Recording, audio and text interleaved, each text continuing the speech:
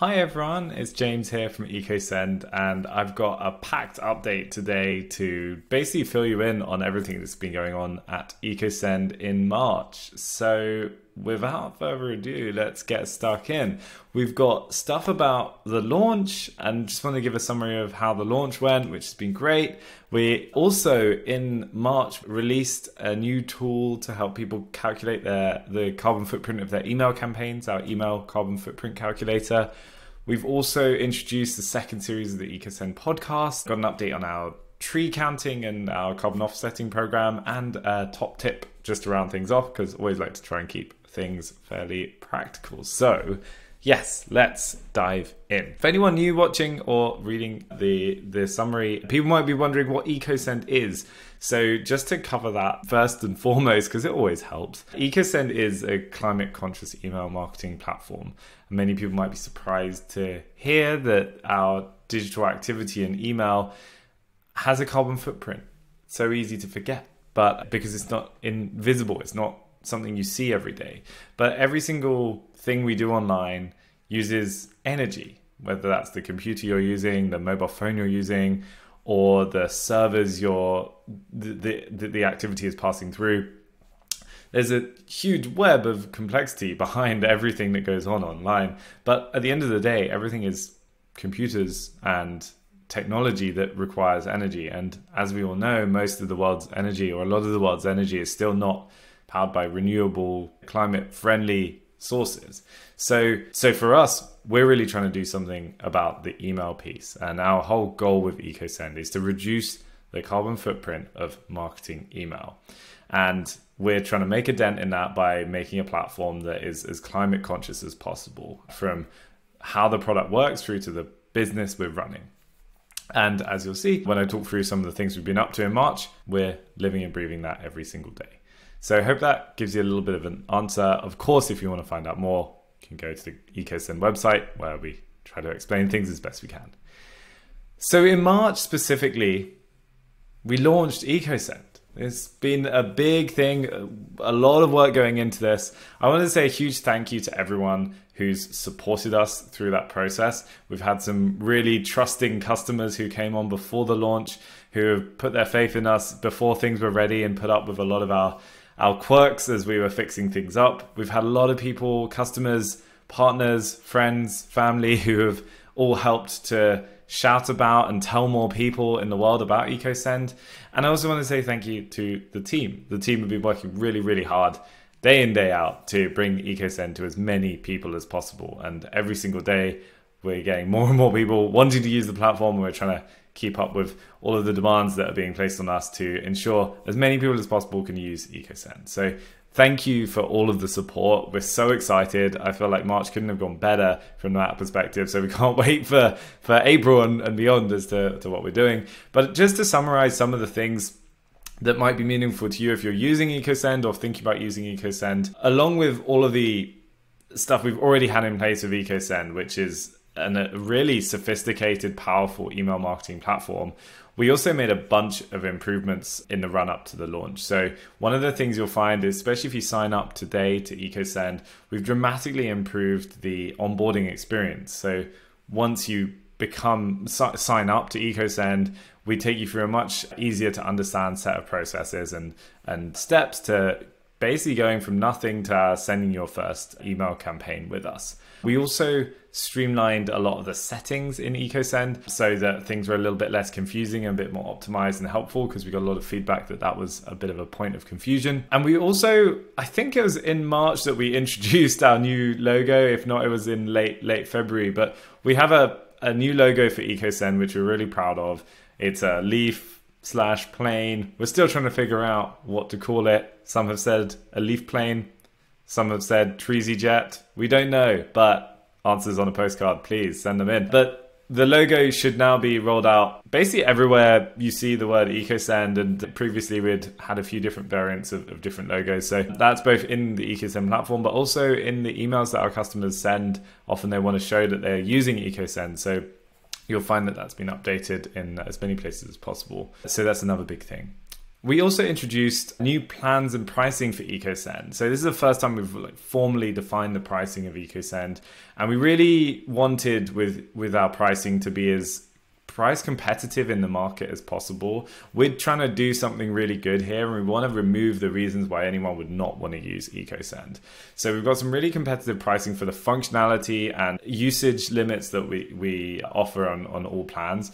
What's probably most exciting is we also have a really generous free plan as well. So for anyone that's out there that's maybe not quite got the budget to be spending on tools at all, lots of independent people, freelancers, our free plan allows you to send email to up to 500 contacts and gives some of the amazing functionality in EcoSend out of the box. And we'll still be planting a tree for you to help with some of the offsetting there as well. So we're really pleased with the plans and pricing overall. Our monthly plans, what's really exciting there is we're planting trees as part of the offsetting piece every single month. And we talked about doing this on a scalable basis depending on how many emails you're sending.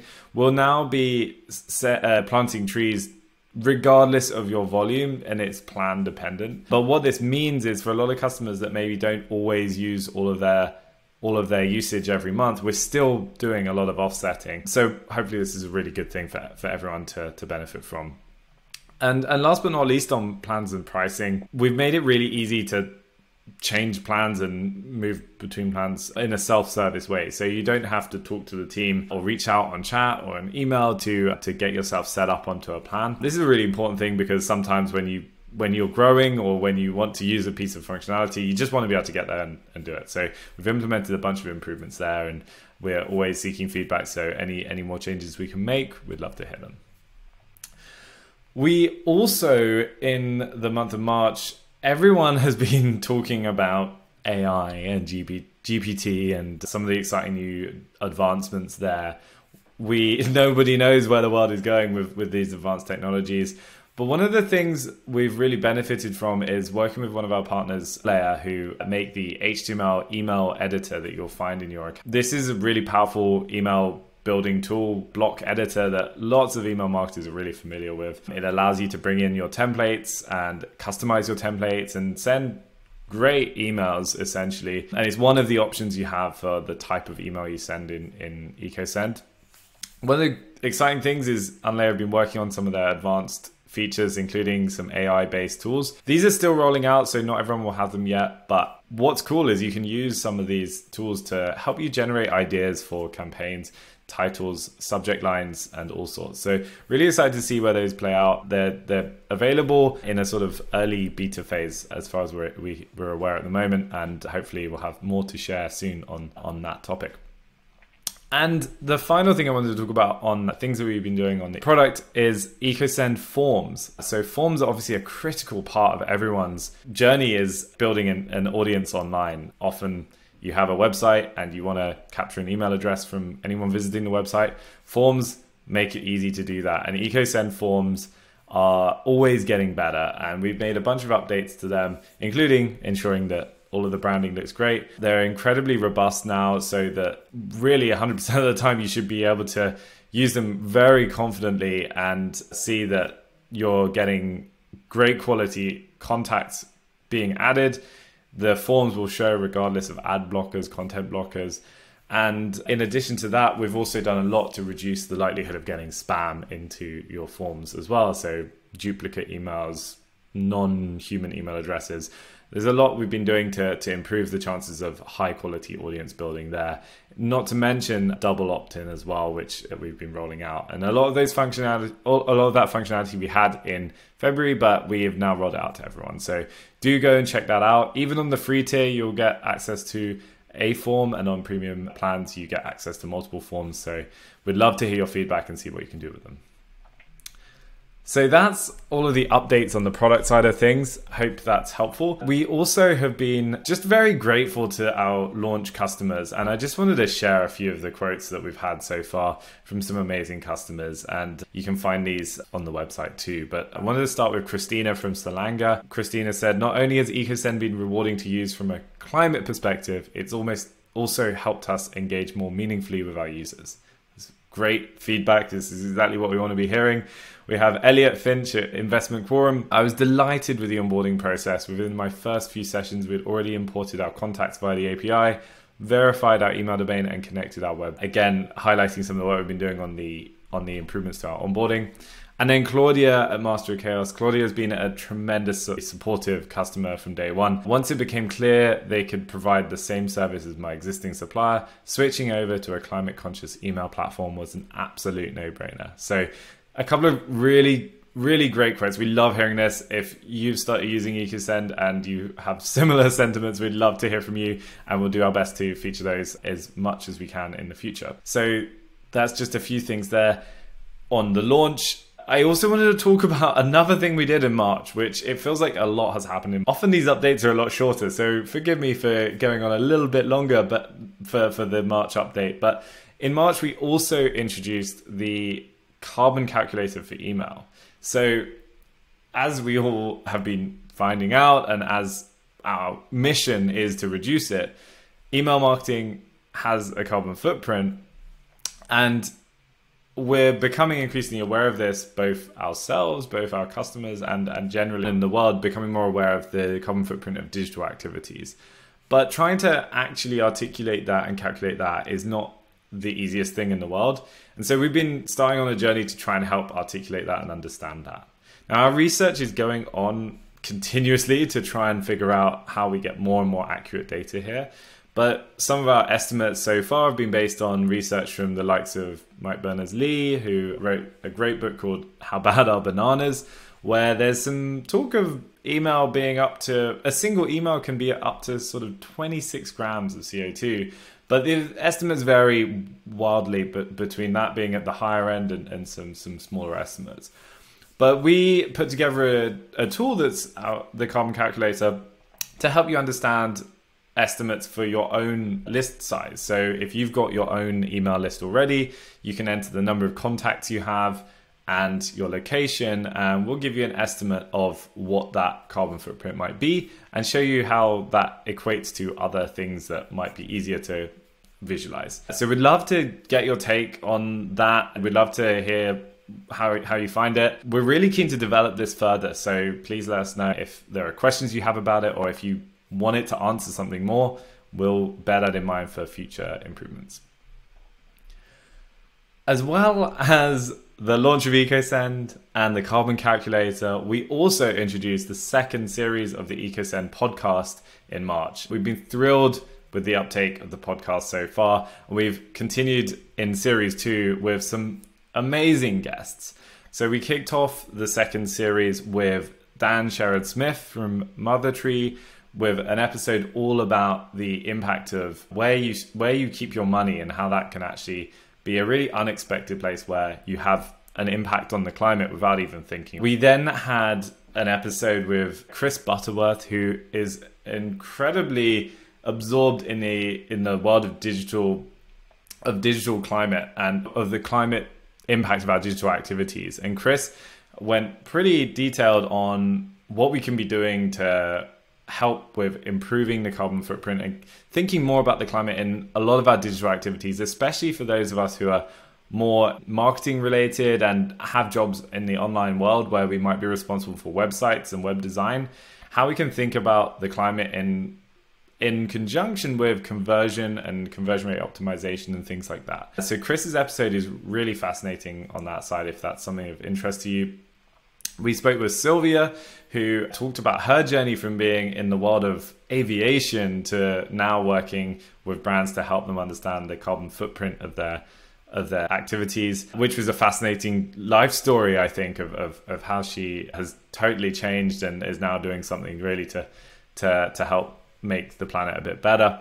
And then our most recent episode was with Hampus Jacobson, who is from the investment world and invests in climate-focused businesses. And the Hampus episode was an extremely intense and fast-paced conversation where Hampus shared all sorts, from his opinions on investing to trade-offs of backing climate-focused businesses versus revenue-focused businesses, and even went into some pretty philosophical life choice debates and things like that.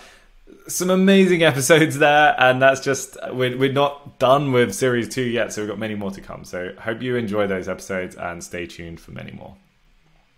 So last 2 points, just wanted to update you on our offsetting program. As we know, offsetting is not the entire story. It's not the only thing we are doing. We are working on the reduction of our carbon footprint, and we are working with other businesses and investing in how we can put more money towards really impactful causes. But partly what we have been doing is offsetting some of the emissions that we know we can.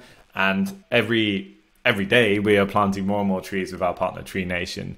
We just passed the 3,000 tree threshold, which estimates show is around 1,297 tons of CO2 that we're offsetting. Overall, that's an estimate, and you can go and see more on our Tree Nation dashboard, which we'll link in the notes. And we're really excited for that number to continuously increase and increase. So thank you to everyone who signed up and become a customer. And thank you to everyone who voted for us on launch day on a product hunt, because every single vote there was another tree we planted as well. So that's some exciting updates there. Last but not least, I want to leave you with a top tip. Every time we do these updates, we always try and give some sort of helpful, practical tip. And I want to leave you with a top tip on building an audience. And this relates to forms and how you capture email addresses on your site. Obviously, everyone wants to grow their audience, and we do ourselves and our customers. Every time we talk to them, how do we get more and more people signing up and more people to engage with what we're doing? Now, it's just a small thing, but what we've found is that when you ask for an email address, people want to know what they're getting. And so a really simple way to improve conversion on your forms is to just be clearer with people what they will get and when they will get it. It's very different if you think about it for yourself as the end user, whether you're going to get an email from a brand once a day or once a month.